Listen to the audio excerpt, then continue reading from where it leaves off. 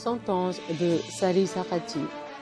Cet homme au cœur illuminé, ce sectateur de la voie droite qui s'adonnait aux austérités tout en cultivant la science, qui pratiquait la modération des désirs au sein de la pauvreté, ce derviche de la vérité, ce Sari Sakati, que la miséricorde d'Allah soit sur lui.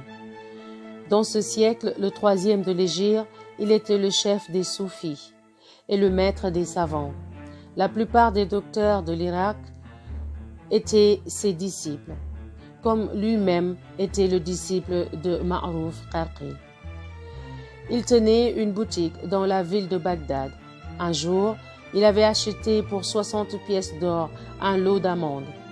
Or, le prix des amandes ayant monté à cette époque, quelqu'un vint le trouver et lui dit « Vends-moi en bloc toutes les amandes. » « Soit, dit Sari Sakati, prends-les pour 63 pièces d'or.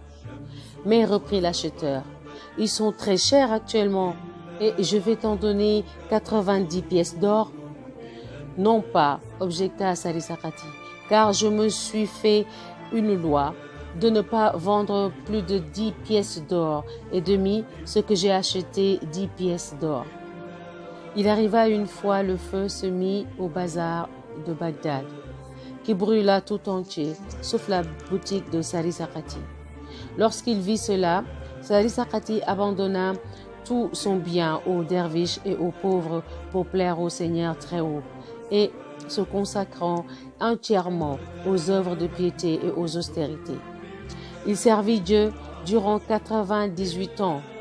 Jamais il n'appuya ses reins contre terre, excepté lorsqu'il était malade et couché.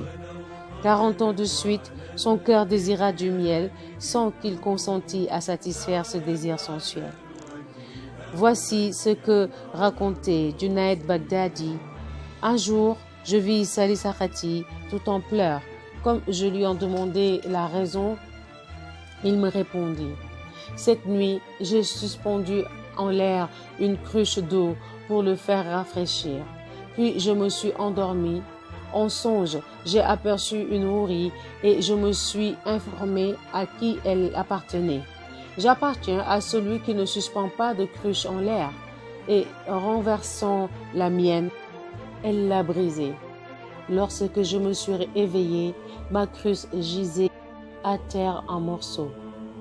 La sœur cadette de Sari Sakati lui dit un jour « Frère aîné, permets-moi de balayer ta chambre. » Mais il ne le lui permit pas et s'écria « Pour la vie que je mène, il n'est pas besoin de balayer la maison. » Un jour, cette même sœur vit une vieille femme qui balayait cette maison.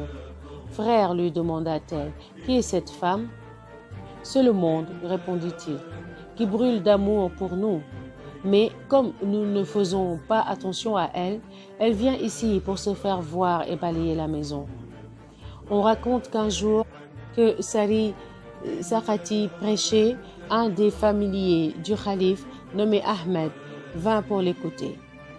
À ce moment, Sari Sakati disait « Dans le monde, il n'y a pas de créature plus faible que l'homme, parce qu'il n'y en a pas d'autre que lui qui devienne rebelle en commettant le péché. Lorsque l'homme est bon, il est tellement que les anges sont passionnés de lui, mais lorsqu'il est mauvais, il l'est à tel point que les démons eux-mêmes le fuient. Dieu nous préserve de cette méchanceté. C'est par ignorance que l'homme devient pécheur et se montre rebelle à la cour du Seigneur très haut. Ces paroles arrivèrent comme une flèche jusqu'au cœur d'Ahmed, qui s'en alla tout en larmes. Le jour suivant, il revint et dit « Oh, cher, lorsque j'ai entendu tes paroles, l'amour du monde est sorti de mon cœur. Et maintenant, je veux me tenir à l'écart des créatures et me retirer dans un coin où je m'abandonnerai aux actes de piété. Indique-moi la route qui conduit à Dieu. » « Oh, Ahmed, lui répondit Sari Sakati. Est-ce la route que suit le commun des hommes que tu demandes ou celle que suivent les serviteurs d'élite? Décris-les-moi toutes les deux, demanda Ahmed. Eh bien donc, reprit Sari Sakati, la route du commun des hommes consiste à faire ensemble les 5 prières, à payer le dîme de son bien et à observer le jeûne. Quant à la route des serviteurs d'élite, elle consiste à délaisser non seulement le monde, mais toutes ses œuvres et à s'adonner entièrement au service du Seigneur Très-Haut, en renonçant à toutes les jouissances temporelles pour se livrer aux mortifications de la chair. À ces mots, Ahmed se levant sortit et se dirigea vers le désert. Quelques jours après, une vieille femme qui se déchirait les joues avec ses ongles et s'arrachait les yeux vint trouver Sarissa Khati. « Imam des musulmans, lui dit-elle, j'avais un fils. Un jour après être venu vous trouver, il est rentré à la maison tout en pleurs. Puis, il y a plusieurs jours, il a disparu et je ne puis savoir où il est. Cependant, le chagrin d'être séparé de lui allume en moi un feu qui me dévore. » Et elle pleurait amèrement. « Écoute, lui dit le cheikh, ton fils a renoncé au monde pour entrer dans la voie du Seigneur Très-Haut. Mais je te promets que chaque fois qu'il viendra ici, je t'en donnerai à vie. » Or, un jour qu'Ahmed vint trouver le cheikh, celui-ci envoya un de ses disciples prévenir la mère. Le cheikh remarqua que le visage d'Ahmed était pâle et que tout son corps était émacié. « Oh, cheikh, s'écria Ahmed, que le Seigneur Très-Haut te bénisse, toi qui m'as délivré des ténèbres et des misères de ce monde. » Comme il parlait ainsi, survinrent sa mère et sa femme, portant dans ses bras son tout jeune fils. Sa mère se précipita sur lui et en même temps sa femme et son fils se mirent à pleurer. Lui-même ne put retenir ses larmes, mais tous leurs efforts pour le ramener à la maison furent inutiles. Puis, comme il manifestait le désir d'échapper à leur importunité et de s'en aller, sa femme lui dit « Oh Ahmed, tu m'as laissé veuve de ton vivant et tu as fait ton fils orphelin. Que lui répondrai-je à ce fils quand il te demandera? Si tu veux absolument t'en aller, au moins prends-le avec toi. » « C'est ce que je vais faire, répondit Ahmed. Et sur le champ, il le dépouilla de ses beaux vêtements, qu'il jeta et le revêtit d'un lambeau de feutre. Puis il lui suspendit une corbeille au cou. À ce spectacle, la mère, incapable de se contenir, arracha son fils des mains du père. Quant à ce dernier, il sortit et disparut.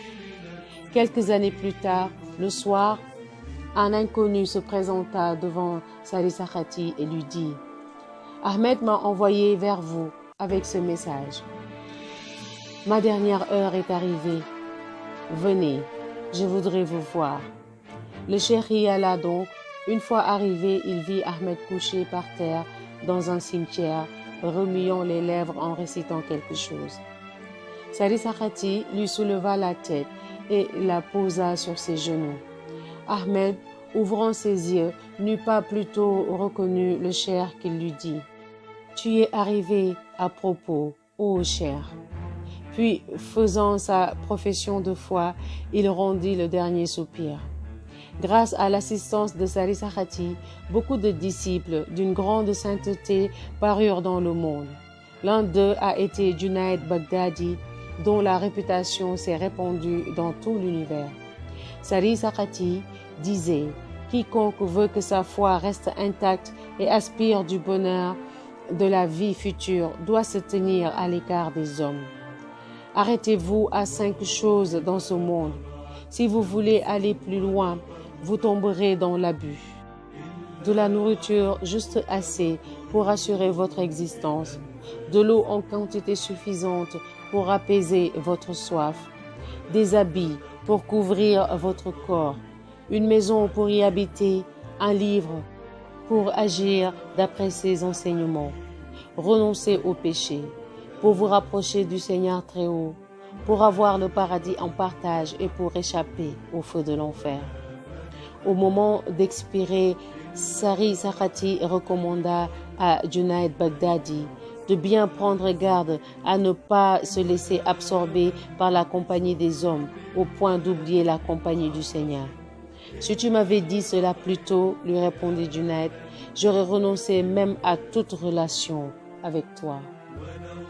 Masha'Allah. Les sentences qui vont suivre seront de Cheikh Fath Moussili. Qu'Allah les agrée tous.